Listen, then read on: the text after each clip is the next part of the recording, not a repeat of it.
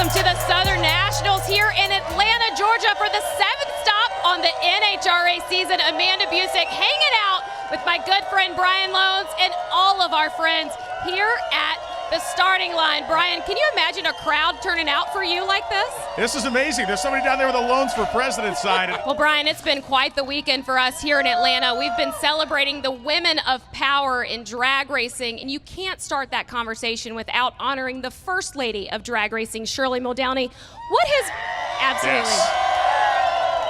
What has been her legacy on the sport? Tommy Johnson Jr. almost fell to his knees when he came out of his car and said, "I can breathe again." With the pressure of now in the show off of you, what will you focus on in Q5? Well, it seems like Tim Wilkerson's synergy has started to come together this weekend, and the guy that he was able to kick out of the top 10 in points, Bob Tasca, stands by with some fans. And Bob, you were kicked out of the top 10 in points. What's your game plan for Lee? You had some struggles in qualifying here this weekend. How refreshing is a run like that for your team? Oh my gosh. Greg and Erica had us all holding our breaths when they were at the starting line, but when you're on the right side of a win on a staging battle, how satisfying is that? It's definitely satisfying. Well, Brian, as you say that John Force is seeking his 150th win still, this is a track that has been very good to John Force. Why is today that day? The long and winding road. In his young career, this is the first season that Alex Laughlin has qualified for the countdown. You're racing at Indy for the 5th time. When you think about the prestige of this race, how important is it to drivers to win here? Let me tell you what, that's a great question because it was either Friday or Saturday.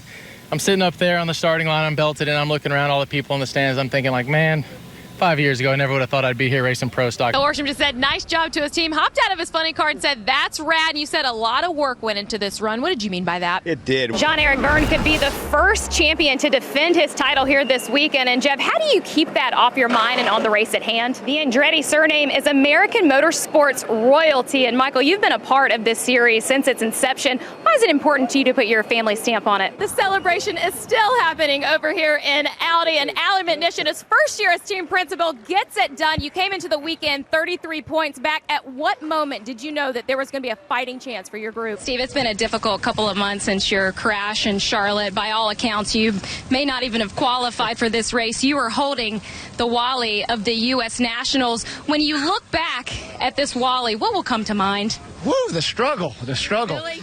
You're now playing, you pay. Well, we just heard from Mama Kay and Steve Torrance. Your son was at the bottom of the Capco pile. You put on your first yellow Top Fuel winter hat, your event medal.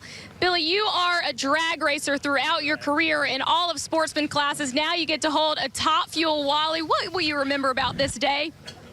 Well, I'll remember trying not to cry while you're interviewing me for the first thing. JR, 4 years ago, you were afraid that you may never drive again.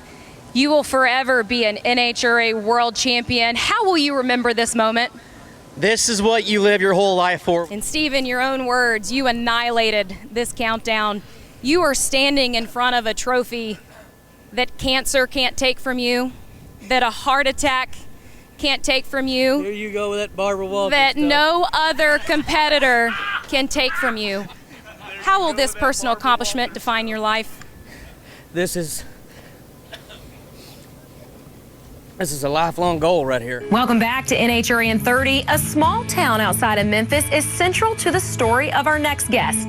Drummond's, Tennessee is where he would fall in love with drag racing, where he would meet and marry his high school sweetheart, and unfortunately, where he would face an unspeakable loss. In search of his first NHRA win, it would be a story for the ages that would be shared between father and son. What do you think Jason would say to you today?